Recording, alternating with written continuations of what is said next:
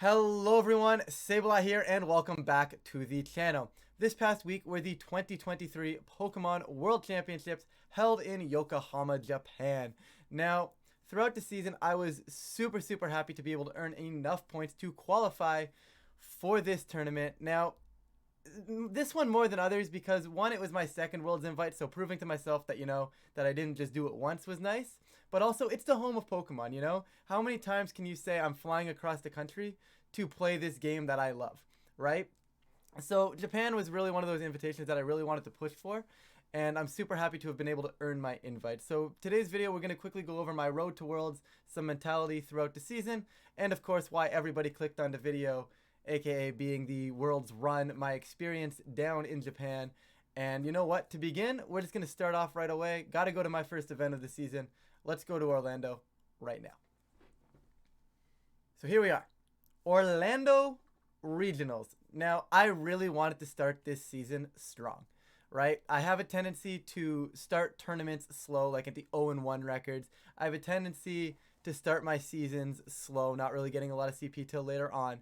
However, last season, which was the broken up season because of the pandemic, I actually started off really strong in 2019, meaning before the break happened, before the world shut down, I actually ended up with 320 championship points. So when the season picked back up, all I needed to do was get another 80 to qualify for Worlds. Easy, right? Not so much. Without locals, it was very difficult. I did attend 2 regionals. Unfortunately, did not quite do well enough at those regionals to earn championship points. So now I go into NAIC and, I just missed points at NAIC. I got 91st. And unfortunately, we did not hit the kicker for top 128 to get points. So it was a little unfortunate way to end my season. But hey, it is what it is, right? So this season, I really wanted to start strong, right? Knowing that I didn't really want to put up another heartbreak like last season at NAIC, I definitely did not want to rely on the North American Internationals as my invitation ceiling factor, as my invitation ceiling tournament. Now, granted, if it had to be, it had to be, right? But I really wanted to start strong. So Orlando Regionals comes around and I go to my friend Charlie. I say, Charlie, we're cooking sauce for Orlando. What are we cooking? Okay? What are we cooking at Orlando that's going to give us the best shot of actually getting some decent points at this event, getting our season kicked off? And me and Charlie, what I feel like was a team that probably could have done very well at the tournament had I not started 0-2. And it was just super unfortunate to start 0-2. You guys can see the team on the screen right there. I actually had triple setup next to Amoonguss and Encore bundle, right? So the setup, the ways to get myself set up were there, right? If Iron Hands wanted to click Fake Out, I was clicking Encore the following turn. Then they would have to switch. That would give me a turn to set up. I could always just go for the straight up redirection, right? I had a lot of options to get this triple setup off. And it just felt incredibly strong into the metagame at the time. And just unfortunate start to be 0-2. Also, guys, Gastron, it was kind of just there. Like, you tear a fire and you beat Bundle. It was kind of just along for the ride. I'm not a huge Gastron guy, but it was there. It was along for the ride, okay? Anyway, so now I'm starting the tournament 0-2. And at this point, there is no chance of advancing into the next day of the tournament. Because at this point in the season, there was no day 2. It was strictly, I believe, in Orlando, because we had 700 participants, or just about that, it was immediately a top 32 cut, which was very unfortunate. So I'm very happy the circuit changed moving on in the season. But here, at this point, starting 0-2, my tiebreakers were never going to be good enough. Even if I managed to pull it all the way back to 8-2, I was not going to advance in top cut at that event. However, there were still tons of CP on the line. I could still very easily get top 64 if I managed to pull it all the way back. Top 128 also got points because we had such a large turnout. So definitely a consideration, right? I was in no means dropping. First tournament of the season.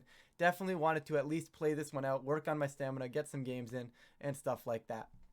So I managed to pull it back to 3-2.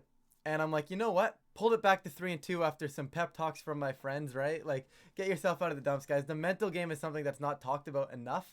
So having somebody just like slap you in the face and like refresh is really important in these tournaments, right? And that comes up quite a bit in my runs here, right? But anyways, 0-2 to 3-2, and I actually end up pulling my friend Jeremy. Jeremy we'll talk about later, but I end up pulling Jeremy, lose a very close set on some unfortunate speed ties, but hey, that's Pokemon, right? So I dropped to 3-3, and I managed to win my next 4 games and finish 7-3, sneaking into 127th place at the tournament for 40 CP.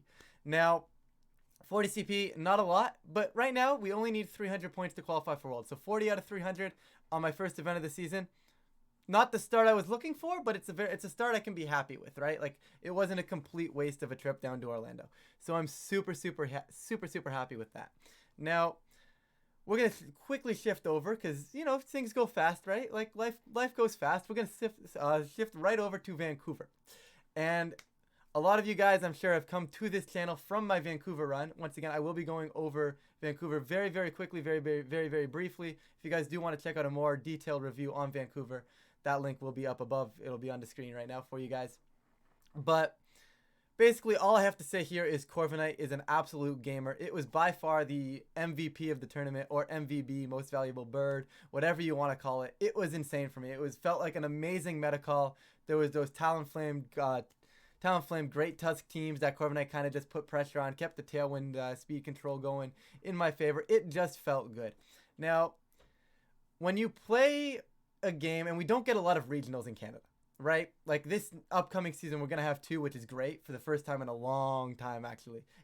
If ever, actually. I actually don't know about that. But either way, regardless, when you play and you're playing in Canada, and as a Canadian myself, it's all about, like, defending, like, your home country, right? You don't want to let another country come in and take your championship points, right? Now, like, this happens at the international challenges, right? Like the North American ones, like the North American, you want a North American to win it. At the Europe one, the Europeans want to win it, right? Just kind of like defender country sort of thing, stuff like that, right?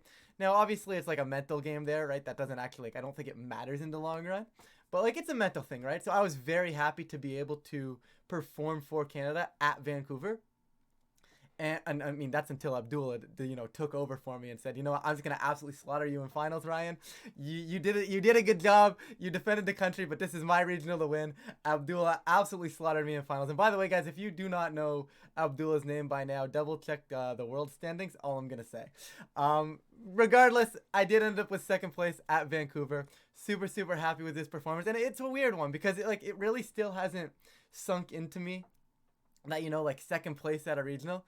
Because, like, I don't want to, like, discredit the Vancouver Regionals in any means. It just felt weird. That whole entire day 2 experience felt weird. Obviously, I made it through Swiss on day 1 without being on stream. Made it through all of day 2 Swiss without being on stream. Managed to get on stream for top 8 and top 4. But I guess they were trying to accelerate the event, which by all means is fine. But it just felt weird because I never had a winner's interview.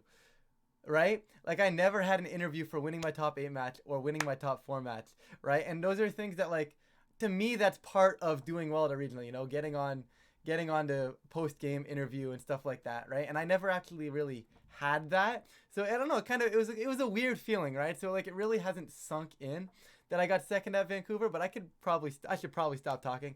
Either way, 2nd at Vancouver, plus 160 championship points, and honestly, that puts me at 200 out of 300 now. And this is a very good start. Another strong season with another strong start. This is exactly what I wanted from this season. This is exactly what I wanted coming in. 200 points off of 2 events feels pretty good. So now I got to close it out. Now I've got a job to do. So now we're going to fast forward a little bit to Fort Wayne Regionals, my 3rd event of the season. And this is one of those ones where it's the first event of Regulation C. It's the new format. No one really knows what's going on. So in a way, that already is a little unsettling because you don't know what you're going to expect, right? We'll talk a little more about this when we get to the actual Worlds format and stuff like that. But you don't know what you're going to expect, so it's a little bit uncomforting. But then again, it's uncomforting for everybody because not everybody doesn't. Everybody's like, is this really the meta? Is this what's happening? No one really knows. So everybody's got that, right? So, like, I don't think I was well prepared for Fort Wayne. However, you know what? I had a ton of fun building and prepping with Olivia or a box of Timbits. Great prep there. And I actually managed to start the tour 3-0. You guys can see my team on the side right now, which I plan to do for every event. So you guys can see the team, just kind of have something on the screen for you guys to look at other than my face. Because, like, no one wants to look at this. But anyways, besides the point, start off strong at Vancouver, at Fort Wayne. 3-0 start. Keeping my momentum going from Vancouver. Everything is feeling good. Look down at my pairings for round 4. Joseph Ugarte, aka Joe UX9. Once again, if you guys don't know Joe, great content creator, great guy. Definitely check him out. Links down below. But you know, this is actually ends up being round 4, meaning this is where they actually start the stream. And I'm thinking to myself, okay, I got second place at Vancouver. Joe just got second place at a very recent tournament as well.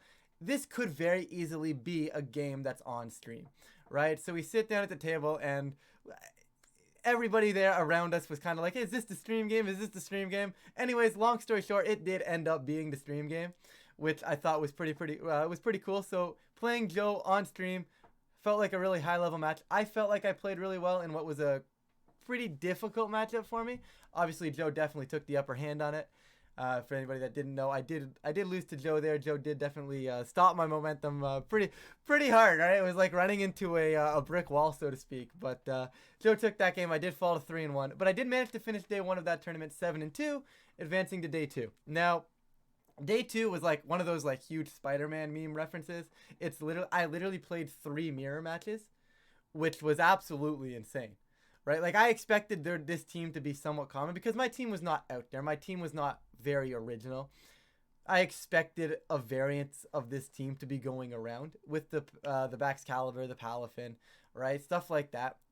And I just didn't expect to play it 3 times in day 2, and then not only that, but after that, I play my friend Jesse, who I actually carpooled down with. So it was just a really unfortunate day 2. Did manage to finish off overall 38th at that regional. So for a top 64 finish and plus 50 CP.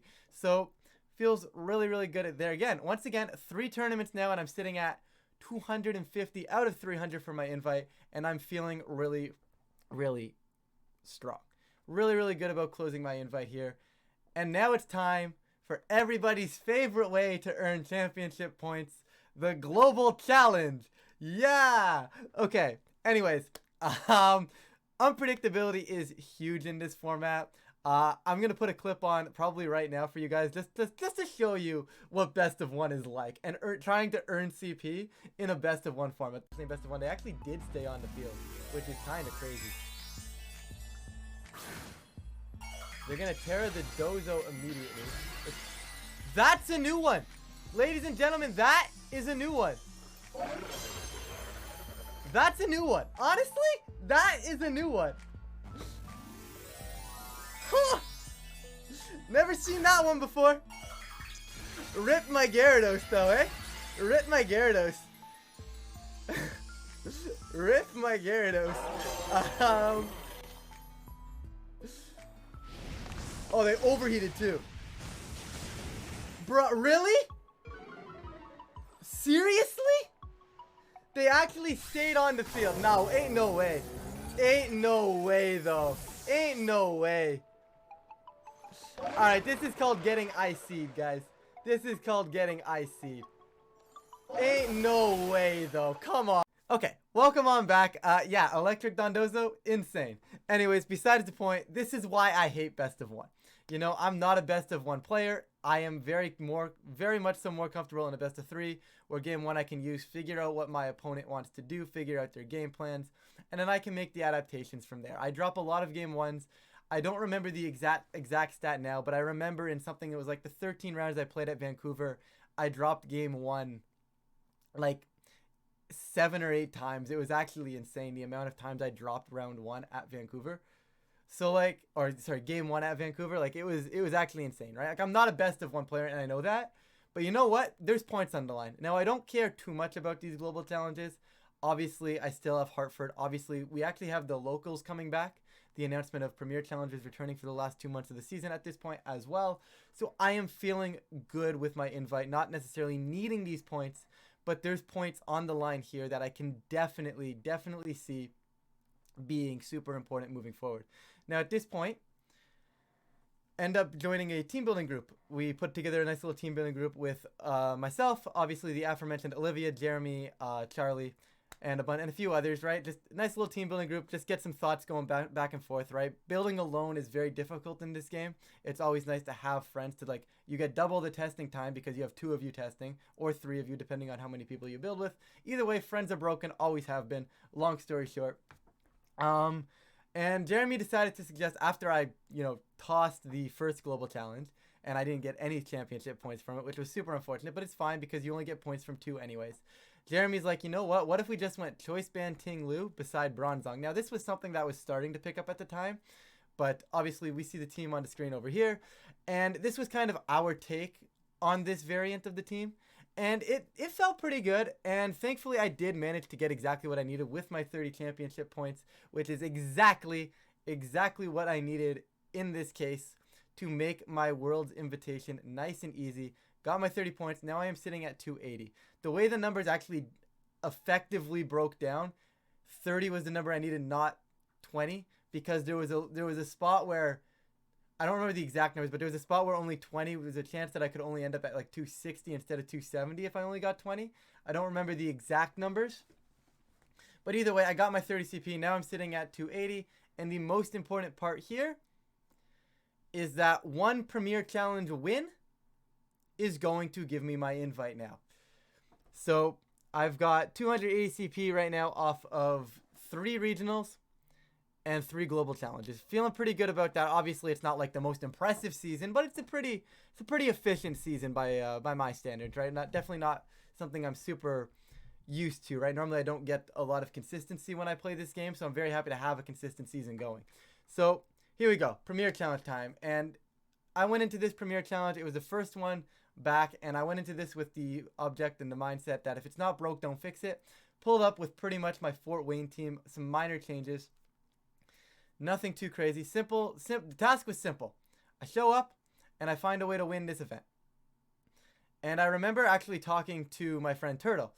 And I was like, Turtle, should I stop here in the global challenge? Because I could fight for a few more CP to make it easier, saying I only really need to get top 4. And I remember having a screenshot. I'm like, he's like, what do you think? He's like, it really just depends on, do you think it's easier to get a few extra wins in a global challenge, or do you think it's easier to go up and win a premier challenge? And I said, you know what, our locals are kind of stacked, but I still think it's easier for me to win a premier challenge. That's how much I hate best of 1.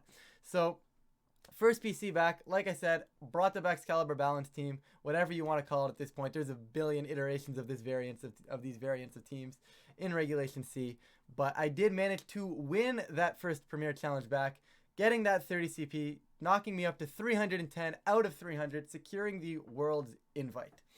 And this felt good because now I have, obviously not getting it there, I still would have had Hartford as my last regional, but Hartford and regionals are not guaranteed championship points, right? Like, no, you can't, like, I can't say that, oh, it's okay, I'll just get the points at Hartford. I can't do that because there's no guarantee I'm going to get points at Hartford. Turns out that I actually didn't. I did end up going back with the Excalibur stuff with a little bit of a Tyranitar variant on it.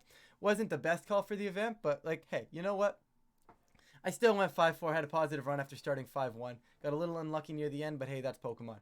Either way, got my World's Invite, and I'm going to stop rambling because now it's time for why everybody has come to this video, why everybody has clicked on this video. Yokohama, Japan, Worlds 2023. And as I mentioned before, this is my second time competing in the World Championships. And I went 2-3 at Washington. I actually ended up finishing it out, but Washington, D.C. was my first Worlds back in 2019. I started the tournament 2-3, ended up finishing 5-4 because I did finish off playing. I wanted to play it out. It was my first Worlds. I wasn't going to drop, right? I wanted to see if I could go positive at Worlds. That was cool, right? That was definitely something that I wanted in the back of my mind. But this time I wasn't here to go positive. I was here because if I'm flying across the country to play Pokemon in a game that I qualified for, I am going to play my heart out, right? I definitely want to make day 2. Ideally, make a deep run, right? Granted, I set myself a reasonable goal. My main goal was to make day 2. Once I make day 2, then the goal becomes advanced from there, right? Change my goals as they happen, right? Don't want to set my sights too high because then I'm just going to get knocked back down to earth in a real quick fashion. Anyways, besides the point, here we are, first tournament of Regulation D, and once again, this plays a factor, especially in team building and feeling ready for a tournament. I mentioned it a little bit back in Fort Wayne. It's just an unsettling feeling, not knowing what you are going to face. You guys can see my World's team on the side of the screen right now. I am not going to release the full team details right now. So if you were here for that, I do apologize. But I do have some team tours coming up. I do have Pittsburgh Regionals that I may have to consider this for. Stuff like that, right? That I definitely don't necessarily want to release full details on the team. But you guys can see the picture over here. And the team, I am super happy with the team. If I had to go back and redo my Worlds entry, I would lock the same team time and time again. I am super happy with the 6 that our team building group locked. In fact, Jeremy ended up going 5-0, getting out of day 1, advancing into day 2. So it definitely, the team felt good. I am super happy that I built this team and I got the experience to build it with the team building group of Olivia, Jeremy, Charlie, and company. Now, here we are. Round 1, and guys, I'm gonna apologize in advance if I mispronounce your name. I am sorry.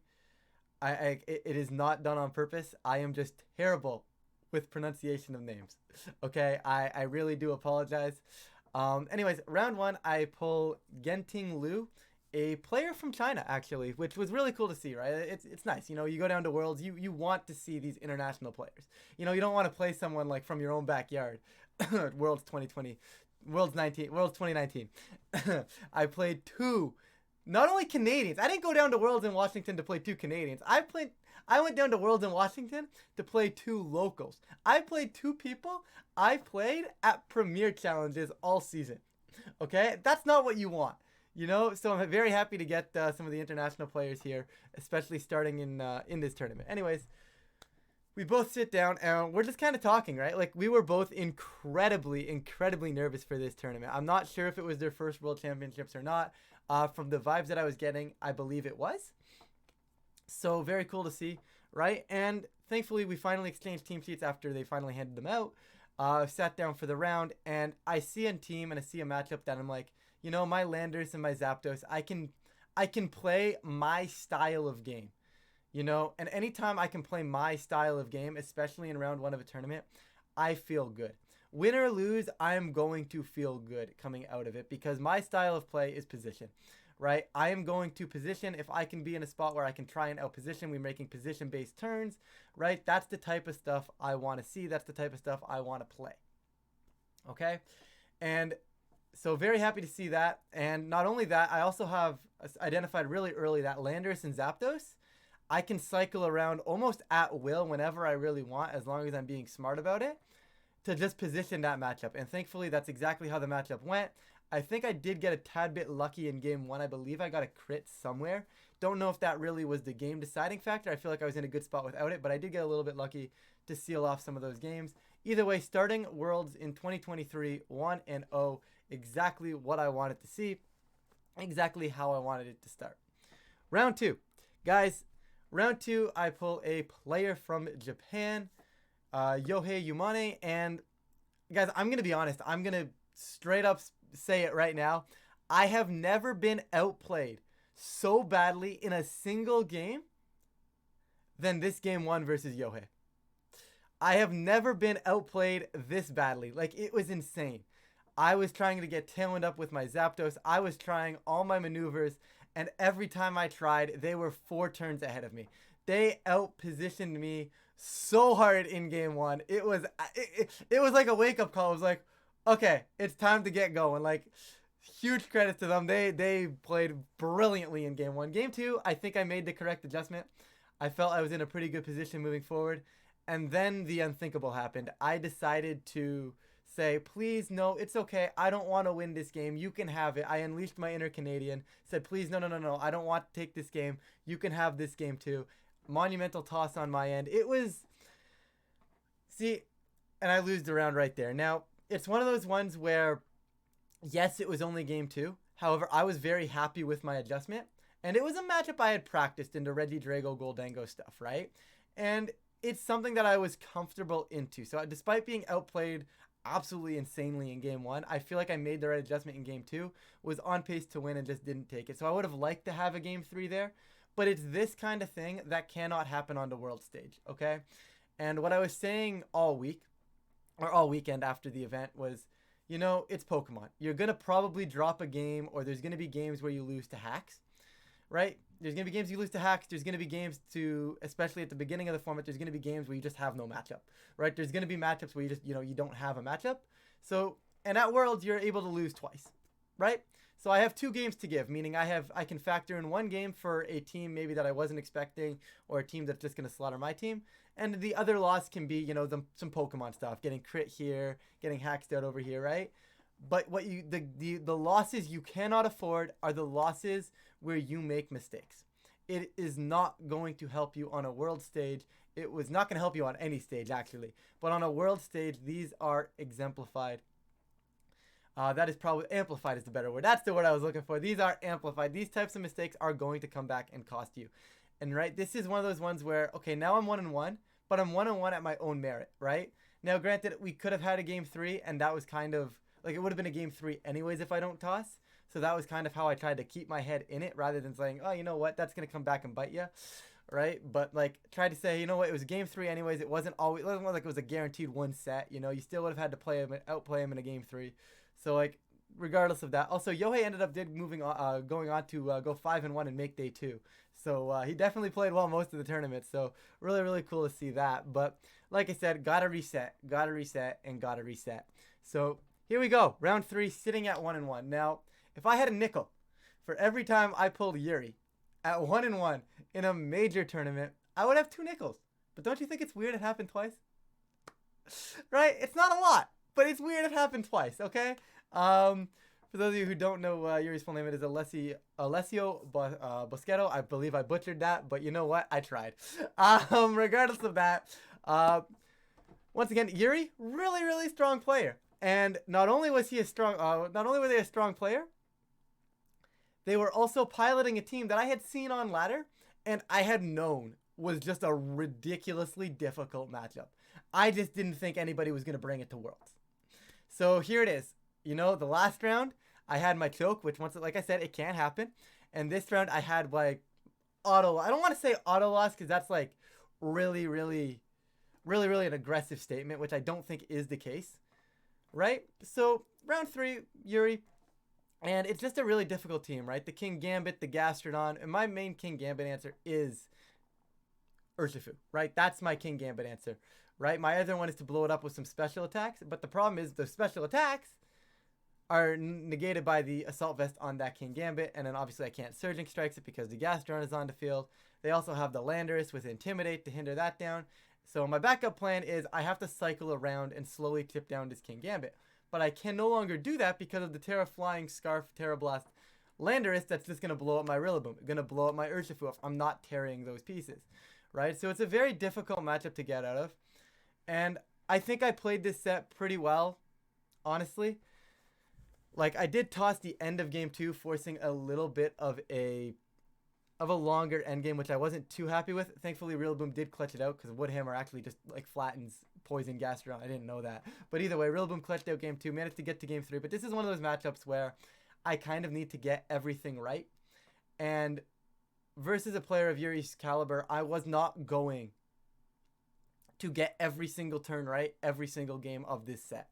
It was just not going to happen. They have so many more safe plays than I do that I would have had to call out every single one. Was unable to do that. Did lose a very close set.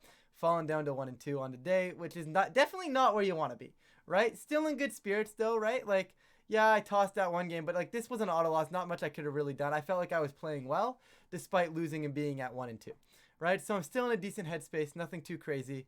And now we move on to round 4.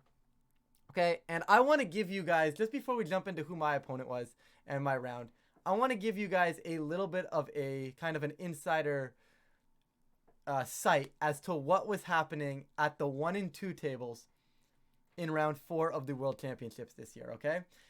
I was sitting down at the 1-2 tables. Across from me was my opponent, Francesco Pardini. If you guys do not know Francesco Pardini, Italian player, been around for a while.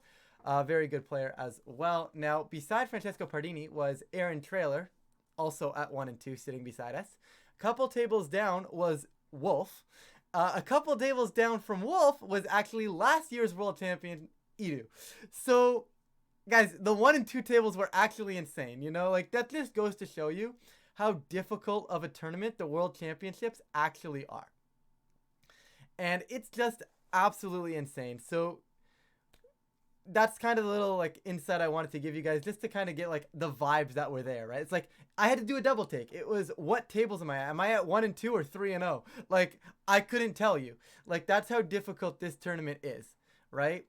Anyways, besides the point, back to the match of round 4 here, and it's a very interesting match. It was a Murkrow Fluttermane, but they also had Cresselia Ursaluna, so it was like tail room sort of stuff, which was really, really weird. Kind of had to kind of come up with the game plans on the fly. Got off to a really strong game turn 1. Turn 1, game 1 felt really, really strong. I was in a commanding position, and then once again I decided to say, you know what? I do not want this game. I'm going to absolutely toss this game. Go ahead and take it. All I need to do is cycle and fake out to get my Trick Room up. Decided, whatever reason, not to do it. Took the L, and yeah. So took the L game 1 there. Game 2, made the right adaptation. Felt really, really good. Solid. Feels pretty good. We take those. Game 3, I decided to make a nice... I tried to call him out switching leads. His game 1 game plan only worked because I tossed, and his game 2, he went back to it game 2 and lost on my adaptation. So I was trying to make a call on the fact that he would actually mix it up, not wanting to go back to game 1. However, he just went back to his game 1 game plan. Now, granted, if it's not broken, don't fix it. But it's definitely not what I was expecting. And maybe he expected me to maybe go back to game 1, expecting hit, right? Maybe like he knew that I was going to mix it up, right? Like when you play at this level, you don't really know what they're thinking.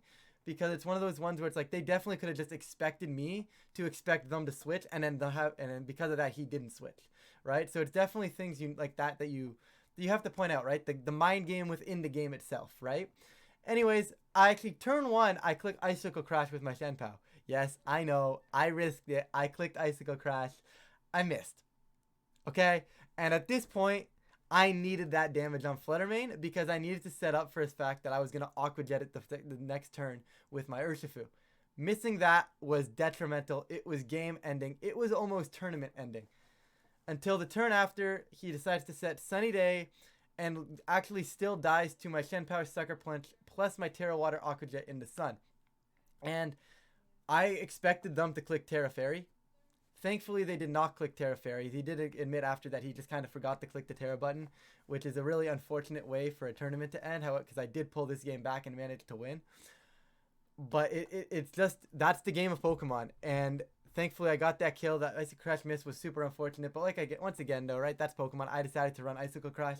I risked a miss, right? I willingly said I'm not allowed to get mad at missing this move because I chose to run it over something like an Ice Spinner. Right, so I can't get mad at that, but I did manage to somehow pull that set back. A little bit of luck on the fact that they forgot the Terra, but we do take that set. 2-2, not in a great spot, guys. I need to win the next 3, right? But I'm alive. I'm alive. I'm still in the tournament, and we're there. You know, we're in Japan. We're playing well. I'm not like loving how I'm playing, but I don't think I'm necessarily playing poorly. Just a few things I need to clean up. So. Round 5, we're going to pull Kurt Wonka. Now, Kurt Wonka is an Austrian player. I've got to get that right. And, you know, honestly, once again, it was just really, really cool to see all the international players. Very happy to have not played an American, not played a Canadian, right? Just definitely cool to see some of the other players from the other countries right around the world, right? That's why you go to Worlds, right? It's definitely cool to see that. And here we go, guys. Difficult matchup number 2. Now, this is one of those ones where, this is what I was saying, you have matchups to give. You can lose 2 games, right? They said it's okay. You can get matchups wrong twice and you'll be okay.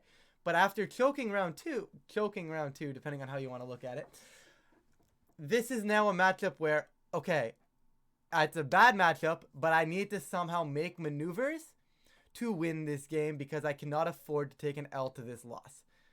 Very difficult. Volcarona by far the biggest threat because there's a Gastron as well. And normally I pressure Volcaronas by forcing their Terra and then dealing it with Shenpao, by forcing their Terra with Urshifu, making them go grass, making them go water, depending on what they were doing. Right? In this case, they were grass, so I would have loved to go Surging Strikes, force the grass out of them, and be fine. However, I can't do that because Gastron. So I obviously bench Gastron in games. I bench Urshifu in games 1 and 2. They actually end up benching Gastron in games 1 and 2 as well. I won game 1. I lost game 2. I believe I missed a Hurricane somewhere in one of these games, but like it's whatever. That's once again, it's the move I chose to run. I'm gonna miss one eventually at some point. Kurt was playing well. I felt I was playing well. It was a good game, and I made a bad play turn two game two turn one, where I was like, you know what, Zapdos, he can double it, but I don't think he's going to double it, and then he doubled and I lost Zapdos, so it was really, really unfortunate there, but like just a bad play on mine. Anyways, we got game three, and game three I'm thinking to myself, okay, I spent a lot of time in team preview here, and I was sitting there going to bring Urshifu or not to bring Urshifu. He hadn't brought Gastrodon yet, right? So does he make that adaptation to bring the Gastrodon? Does he call me saying, hey, he hasn't brought Gastrodon twice, do I want to bring Urshifu now? Do I try for that? Because the thing is, if he brings Gastrodon and I don't bring Gastrodon's not a great piece for him, right? So he has to make that call. And you know what? I said, it's the world stage. We're in game three. He just won the last game. I think maybe he doesn't adapt with Gastrodon. I lock Urshifu as my adjustment. Out comes the Gastrodon on the other side, and that's just one of those ones you tip your cap to. Okay, that's one of those ones you tip your cap. You got the read wrong, and this is basically where my run ends. Right? At this point, I now need him to miss heat waves. I now need him to misplay. I now need to call him out every turn, and it just doesn't happen from that point, guys. Kurt did a very good job of taking the advantage I gave him by bringing my Urshifu into Gastrodon, leveraged it really, really well, did a great job there, and just, you know what, just made quick work of that game three and shut me down. It was a really good game, really, really good set, and you know what, I think the important thing is I have no regrets. I'm a little sad that I lost in the way that I did, because that's my second straight world, starting 2 and 3 now and really getting nothing out of it. I feel like I'm a better player than I showed on that world stage today, that last weekend or so. But at the end of the day, I can't be too mad. I'm happy. I played well. I put my heart into it. Unfortunately, I did choke that round 2. That's the one I'm really upset about. I'm not too worried about the call in game 3 versus Kurt. Well, does he bring Gastrodon or not? Because that's going to happen. That's Pokemon.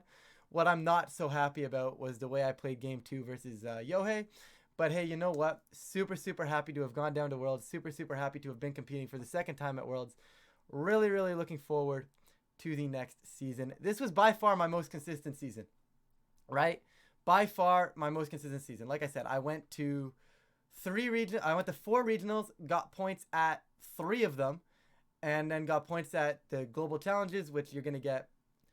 Like, I feel like I'm pretty comfortable getting points at the global challenges, so that was pretty consistent. And then I just went to the first premier challenge and won it, right? So I felt like my season was really, really good. I converted when I needed to convert, and I didn't really have to rely on too many events. I just kind of casually went through the season, got my events that I needed to get to, did well at the events that I went to, and it just felt consistent for me all season. That's the first time that I've actually had a season where I can actually say that I felt consistent all year. I would have liked to have shown that on the world stage. However, it's the World Championships. Everybody's trying to prove themselves right here. You know what? Everybody qualified. Everybody that I played was an amazing opponent. Gave me great games. Once again, just a little sad that I couldn't give Yohei a better game back. But happy with how I played. Happy with how my season went. Thank you to everybody, every single person that has helped me out all throughout the season, whether it's talking to me at an event, keeping my head level, whether it's helping with prep, whether it's just, just hanging out. This community is amazing. Absolutely love you guys. With that, though, I am going to stop rambling now. 37 minutes of me rehashing my season is probably good enough for all of you, and probably good enough for me as well. But thank you all so much for watching. I am going to stop rambling, and I will catch you all in a future video.